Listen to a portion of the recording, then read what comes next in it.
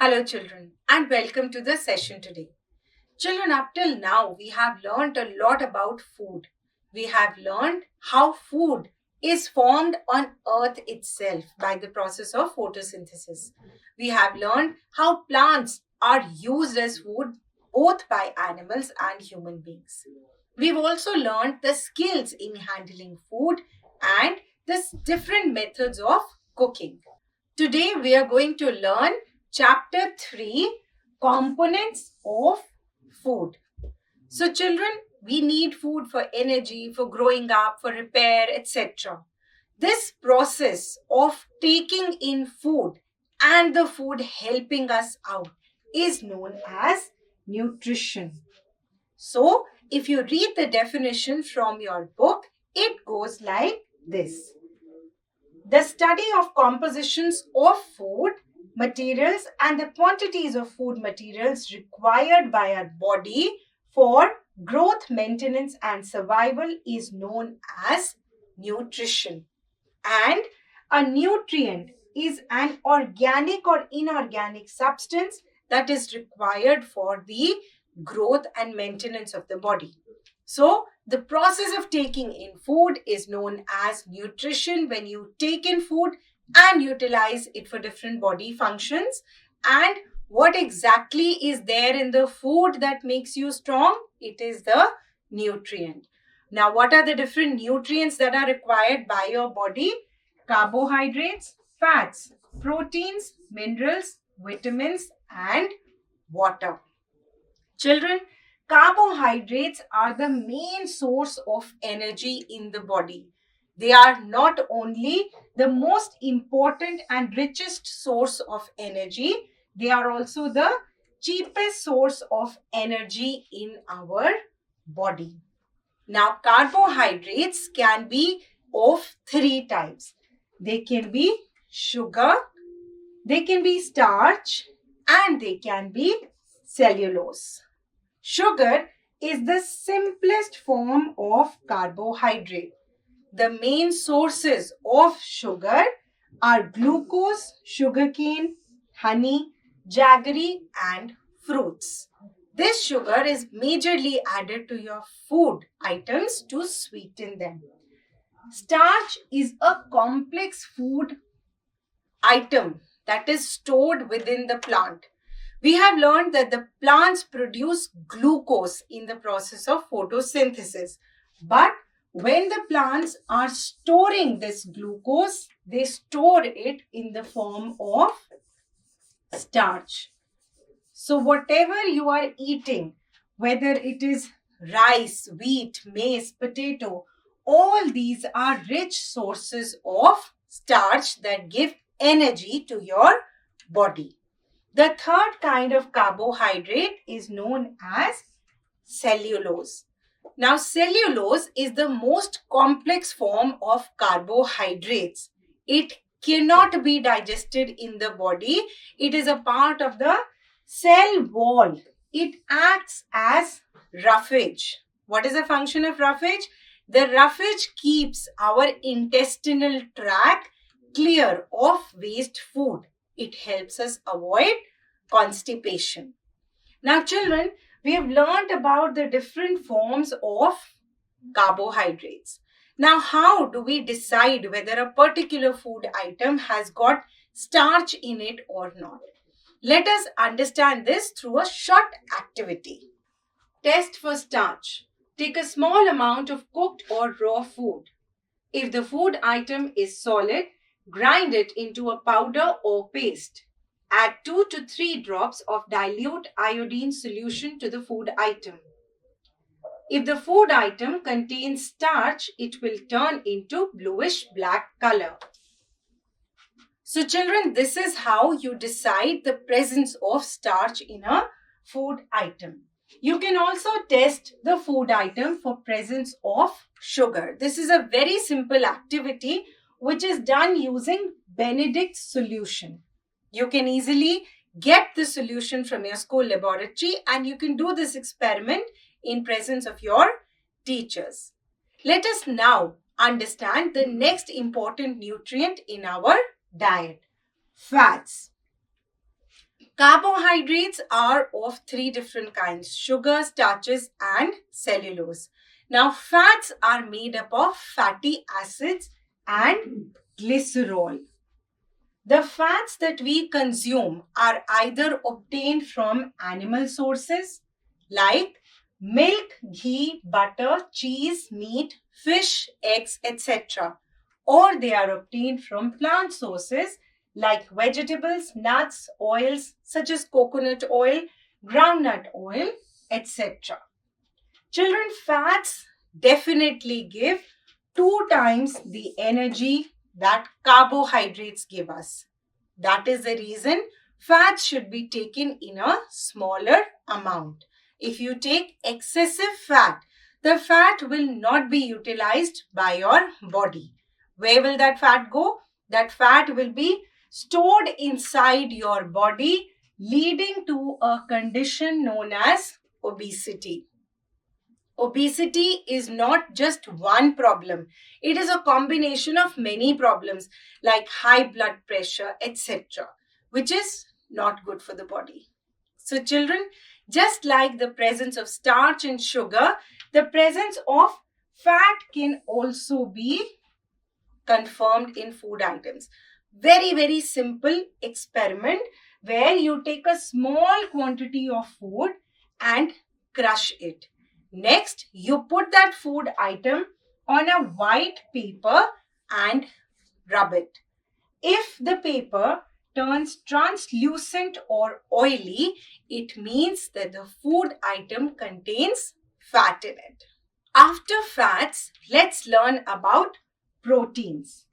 Children, proteins, as we have been learning from our junior classes, are known as bodybuilding food. Why do you think they are called bodybuilding food? Because they not only help in the growth of the body, they also help in the maintenance of the body. Proteins are majorly composed of hydrogen, oxygen, and nitrogen. Some of them may also have sulfur and phosphorus in them. Children, proteins are definitely required by different age groups. Children and adolescents require them because they are growing up. Adults require them because they need a lot of wear and tear to be taken care of in the body. Even old people require a lot of protein because their muscles need to be repaired constantly. Now, the two main sources of proteins are animal sources and plant sources. So, from animals, we get milk, fish, meat, eggs, etc. And from plants, we get peas, soya bean, which are the main sources of protein. Proteins, as I said, are made up of nitrogen-containing compounds, which are known as amino acids. Children, you can also test the presence of proteins in food, and you do this by using concentrated nitric acid. This is an experiment which has to be conducted definitely under adult supervision, or your teacher can conduct it for you and you can observe it. Vitamins are important nutrients, but vitamins are required in the body in a very small amount. Vitamins are called protective foods because they prevent diseases in the body. Every vitamin A, B, C, or D is connected to the functioning of some part of the body or other. And because of that reason, the deficiency of that particular nutrient will cause a disease in that particular organ. Children, there are two different types of vitamins. Water soluble like vitamin B complex and vitamin C. Fat soluble such as vitamin A, D, E and K. So, if a vitamin is soluble in water, that means the more you will wash that food product with water, you will wash off the vitamin as well. Children, vitamins that are fat soluble should not be overcooked because that destroys the presence of vitamin in that particular food item. Again, you can test the presence of vitamin C using iodine solution. The experiment can be done very comfortably in your school laboratory. Let us quickly take a look at the different sources of vitamins. Beginning with vitamin A, important vitamins and their sources. Vitamin A can be found in green leafy vegetables, carrots, apple, cod liver oil. B1 can be found in milk, soya bean, green vegetables, cereals, eggs, and seafood. B2 can be found in milk, bees, peas, yeast, bananas, cherries, raisins, meat, and eggs. B3 can be found in whole cereals, potatoes, meat, fish, and tomatoes. B9 can be found in green leafy vegetables, sprouted beans, etc. B12 can be found in milk, liver, fish, and eggs. C can be found in citrus fruits like amla, lime, etc. D is found in milk, fish, liver, cod liver oil, eggs, sunlight, and green vegetables. E is found in green leafy vegetables, tomatoes, germinated gram, vegetable oils, etc. And K is found in green leafy vegetables, cabbage, tomatoes, egg yolk, and soya bean. So children, the healthier you eat, the more vitamins enter your body. Just like the vitamins, the minerals are also called protective foods, and they are also required in a very small quantity. Minerals are actually salts of different compounds, and these minerals again have various roles to play inside your body. Let us quickly take a look at the important minerals and their sources inside the food items. Iron is found in green leafy vegetables, flour, meat, liver, eggs, etc. Calcium is found in milk products, flour, pulses, eggs, meat, raw vegetables. Iodine is found in iodized salt, fish, seafood, mineral water. Sodium is found in salt, cheese, etc. Potassium, eggs, milk, cheese, potatoes. Magnesium, green vegetables and cheese. Phosphorus, milk, green vegetables, nuts, fish, and meat. Fluorine, seafood, and drinking water. Coming next to water. Now we understand one thing, that water is a very important part of our lives. How? We not only need water for cooking, drinking, and various household purposes, we also understand that if we do not have water for a very long time, our body feels confused, it feels dehydrated. So what is it that the water does inside the body that makes it so important? First, it works as a means of transport for the nutrients to different body parts. This is true for animals, human beings, and for plants. It maintains the body temperature. So sometimes when you're tired of running and you're all heated up, you drink water and you feel calm. It maintains the cell size and form. It detoxifies the body and cleans the systems. It helps in the excretion of body waste and it helps in the absorption of food. Children, water cannot be termed as a nutrient, but it is necessary for the absorption of all the nutrients inside the body. So we must have at least 8 to 10 glasses of water every day.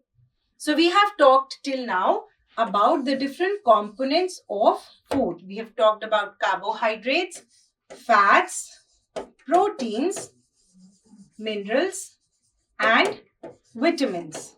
We have also learned that certain nutrients like fats should be taken in a small amount. Vitamins and minerals are also required in a small amount. So how do you decide what amount of food is to be eaten? That is defined by balanced diet. What is a balanced diet? As we can see here, a diet that contains an adequate quantity of nutrients that we require in a day for healthy functioning of our body. So a balanced diet actually gives us the right amount of nutrient required for the proper functioning. So what is the importance of balanced diet? It leads to a good physical and good mental health. It helps in proper growth of the body. It increases the capacity to do work, because when you have more energy, more healthy food inside you, you will be able to do better work. It increases the ability to fight or resist diseases. Children, in addition to all these nutrients, we mentioned at the beginning of the chapter that roughage is very important. The cellulose that we were discussing, which we obtain from dietary fiber. What are the various functions of roughage? It helps in retaining water in the body. That means we are not dehydrated if we eat a lot of salads and raw fruits. It reduces excess of acidity in the stomach. It helps in proper massaging of gums, thus preventing tooth decay. It adds bulk to the food and prevents constipation. What are the various sources of roughage that we have discussed till now? Raw fruits and raw vegetables, which are eaten as salads. So till now we have talked about food and we've talked about balanced diet. Now let us talk about what happens if you do not eat a balanced diet. Some children do not eat a balanced diet out of choice because they like to eat junk food. But some children do not get a balanced diet because their parents can probably not afford the same. So children, there are diseases and disabilities which are caused due to deficiency of food or deficiency of nutrients in the food. These diseases are known as deficiency diseases. Let us first understand these through a short video. Deficiency diseases are caused due to lack of carbohydrates, fats, proteins, vitamins or minerals in the diet. The deficiency of proteins in the diet causes kwashiorkor. The person suffering from kwashiorkor shows stunted growth. The skin becomes dry and the scalp hair become reddish. The deficiency of proteins and carbohydrates causes marasmus. It is common in children. The body becomes very lean, thin and wrinkled. The ribs become visible. Let us also read about the symptoms of kwashiorkor. The child becomes irritable. The growth ceases. There is loss of weight, bloated belly, thin legs, discolored hair and skin, mental retardation. And symptoms of marasmus: ribs become more prominent, wrinkled skin, sunken eyes, thin and weak limbs, mental retardation, low body weight, and growth is completely stopped. Just like carbohydrates and proteins, the deficiency of vitamins and minerals can also be very detrimental to the body. Let us quickly take a look at this chart in your book to understand the vitamin deficiency diseases. Deficiency of vitamin A leads to night blindness and poor vision. Deficiency of vitamin B1 leads to beriberi, nervousness and loss of appetite.